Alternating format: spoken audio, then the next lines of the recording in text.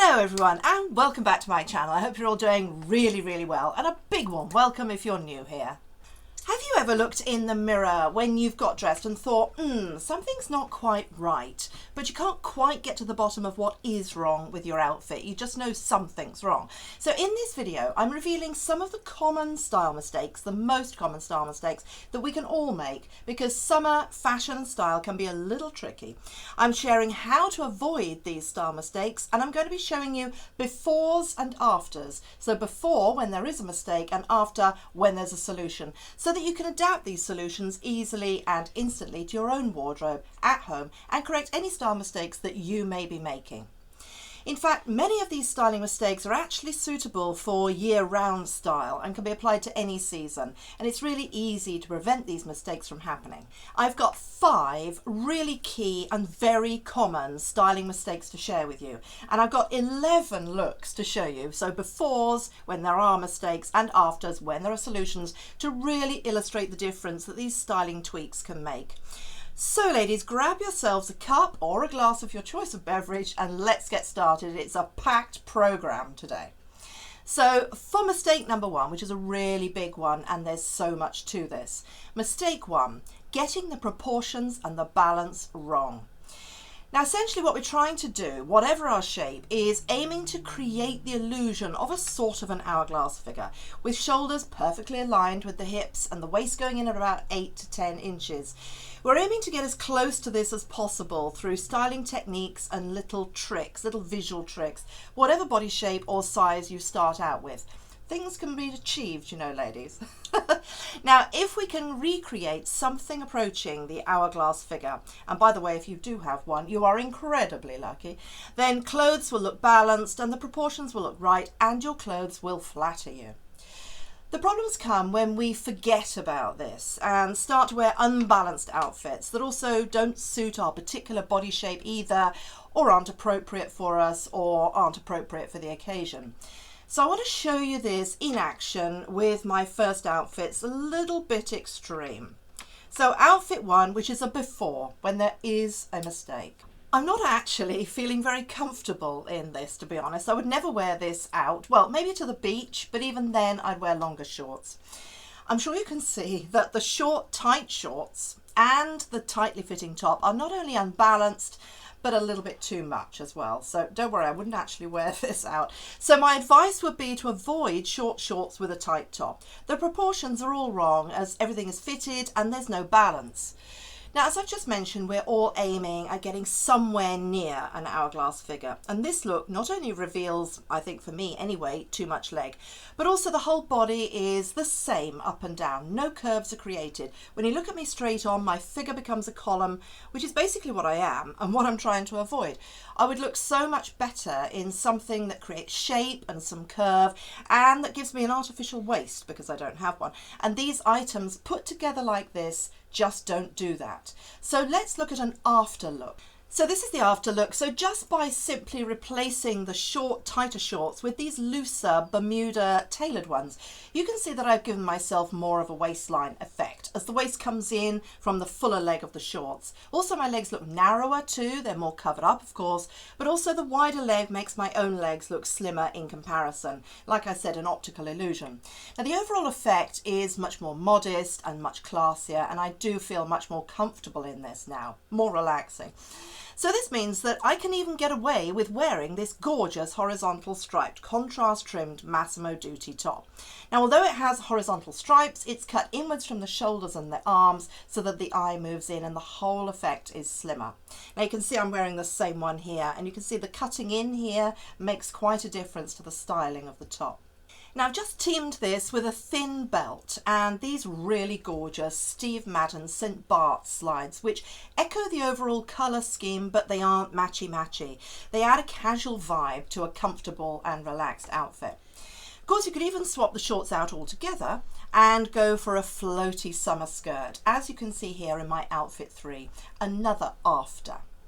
With a floaty summer skirt like this, you'll be just as cool, if not more so, and very elegant. The skirt being fuller at the bottom creates much more balance than the shorts did, and again gives the illusion of coming in at the waist. and it's so pretty and feminine too. It's kind of princess-like. So another option to create balance and proportion is if we revert back to those tailored Bermuda shorts in my outfit 4. So if you'd feel more comfortable with more arm coverage, just team a lightweight silk or linen shirt with your shorts. You can still stay cool without baring the skin, like this beautiful flowing silk striped shirt from Lily Silk. The look is balanced with the looser shirt and the shorts, which have structure and shape. Slimness is created in the legs by the shorts, as we talked about before, and the waist has definition with the belt. Okay, let's move on to the second big mistake, which is really common. Mistake number 2 is the wrong shoes with your outfit. By the wrong shoes, I mean the wrong colour or depth of tone or the wrong shape for the items of clothing that you're putting them with. I've created other videos actually which you might like to watch after this one about pairing the right shoes with clothing. I've done one on do's and don'ts of wearing flat shoes and one on how to make your legs look longer and look taller using shoes. So I'll link them in the video description underneath for you. So for now, I'm going to focus more on the colour mistakes that are made, especially in summer, and illustrate it with my next outfit, which is a before. So this is a mistake, as I'm sure you can see. This is a light-toned, summery coloured outfit, fairly tonal, in white and this beautiful pale blue blouse from Boden. So the black slides that I put with this are wrong. They're too heavy, they're too dark in contrast to the light outfit, and also they have this horizontal chain going right across the foot, which kind of breaks up the foot for the eye as it travels down the leg and makes you look a bit shorter. So the effect of these slides is to make the bottom of the outfit look really heavy, and it just unbalances the look. So an easy solution is in my next outfit, the after. So this is exactly the same outfit. I've just changed the shoes for these beautiful rhinestone, therefore light-hued slides from Steve Madden. These are divine, actually. I just love them. They're so versatile for this time of the year, and you could even bring them into your wardrobe again for Christmas time. Why not? Or any time when you want to sparkle. In any case, the effect is light, which tones beautifully with the outfit, and the look has regained balance. Okay, so for mistake number 3. Mistake number 3 is wearing clothes that are too tight. Try to avoid tight clothes in the warmer months for so many reasons. They just look hot. You feel hot and sweaty, at least I do, and that's not an elegant look. And you just feel as though you're permanently walking around in a mobile sauna. Now, I just want to give you a little personal story here. Some of you may know that in my 20s, decades ago obviously, I lived in Rome in Italy, and the summers were swelteringly hot in the centre of the city where I worked. However, me being always aware of style, and Italian style is the thing to die for, I wanted to follow the trends that these glamorous young Italian women were wearing.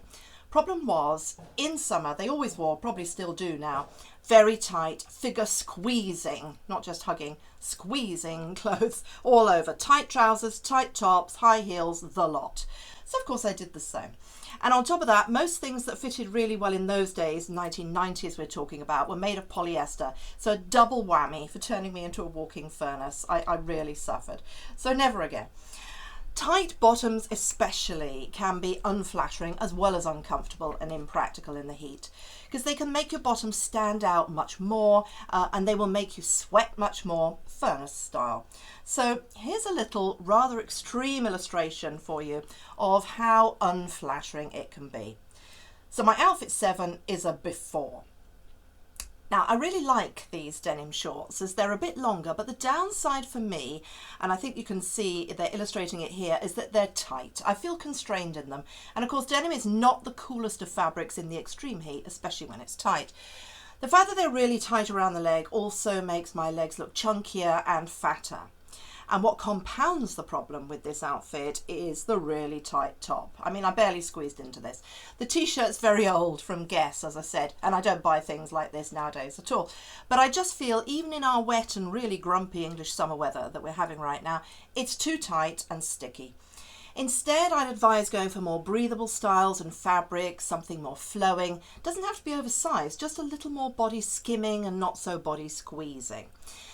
Like in this next outfit. So this is an after, outfit 8. So linen, always a favourite of mine. 100% cotton, viscose, silk and other natural fabrics will always keep you cooler. You'll feel comfortable and these fabrics look chic. like these great quality linen trousers from Abercrombie. Now I'm sure if you've seen other videos of mine, you'll have seen them before, but I just love them. It's a testament to how lovely they are. They flow beautifully, they're incredibly comfortable and breathable, and I wear them a lot of the time. To elevate this outfit, pair them with a top that's a little different from just a vest or a t-shirt, like this beautiful collared rib top from Reiss. It's elegant and flattering with the ribbed effect, so it looks fitted, and it does fit, but it's not tight. It does allow for plenty of body underneath. It's also a really great transitional piece to move into the cooler months. It's a real classic. And try to avoid clothes that are too tight, not only with trousers, but also with dresses. There are so many beautiful dresses out there that allow for breathing space, like in my next look. Outfit number 9, which is a solution, an after. Dresses are a brilliant option to avoid very tight clothes, like this gorgeous Tommy Bahama spa dress. I'm so addicted to this dress. It's just never warm enough in the UK to wear it. But you can wear it in and out of the pool. It's the perfect blend of prettiness, stylish cut in an A-line shape, very forgiving around the waist, the torso, the hips and the thighs. Other options that are elegant and classy are flowy, lightweight dresses, which you can just waft about in and look fabulous. Okay, let's move on to mistake number 4. Trousers the wrong length. Now this, ladies, is an issue. And I think we all know what a huge issue the wrong trouser lengths can be. And yes, I'm talking to you, capri pants. And I know there's a lot of very strong opinions on this, and so I think I'm going to actually create a whole other video on this topic, so do watch this space. Hang in there. In the meantime, let's move on to my last big mistake, which is mistake number 5, not creating any waist definition. Now, I know that clothes that are too tight are a huge mistake, but so too are clothes that are huge and no waist definition. But don't worry, I'm not going to say you have to frantically tuck everything in. I totally understand. A lot of people don't feel comfortable with that. If you do like tucking in, that's great. If not, there are lots of other ways to bring about waist definition to more closely achieve the hourglass effect that I talked about at the beginning of this video. So my outfit 10, which is an after. In this after outfit, I've teamed a classic and rather beautiful, I think, fit and flare dress in chestnut brown from Bodum with a denim jacket on the top. Now, I've actually just created another video recently where I enthused about denim jackets and styled them in different ways. I will link it underneath. I love them. I love their youthfulness. I love their casual vibe. I love their versatility. And I love that they're usually made from cotton as well. So the effect of wearing a denim jacket like this one on top of this fit and flare dress is to give a hint of waist definition without adding a belt. As the end of the jacket comes to roughly the waist area, the effect is to draw the eye in at the waist, even though none of the material has actually been gathered in. It's all an optical illusion, of course. And similarly, my next after look does the same thing in a different way. So for my final outfit, number 11 is after. I'm wearing the same beautiful classic dress, but this time I'm doing one of my favourite little tricks that I like to do, which is to wear a loose linen or cotton shirt and tie it up around the waist, thereby creating that all-important definition without actually wearing a belt or doing any tucking. This again encourages the eye to see a waistline and draws it in, even though there isn't one. It's also a cool way to add a light layer in the evenings when it's a little chillier, but you still want to wear the same dress. So I really hope you've enjoyed this video, and if you have, please do give it a thumbs up, and if you're new here, please subscribe, as I'd love to have you on our community. I share styling tips and inspiration on shorts and long videos on what works and what doesn't work every week. I'd love you to comment too. We've got a fabulous, wonderful community of lovely, lovely ladies on this channel, and we all love reading the comments. Thank you so much. So I have put all the links to the items that I mentioned and the things that I'm wearing in the video description underneath this video. And please do comment. Love to hear from you. So I hope you have an amazing day, an amazing week, and I'll see you really, really soon. Lots of love to you all. Bye.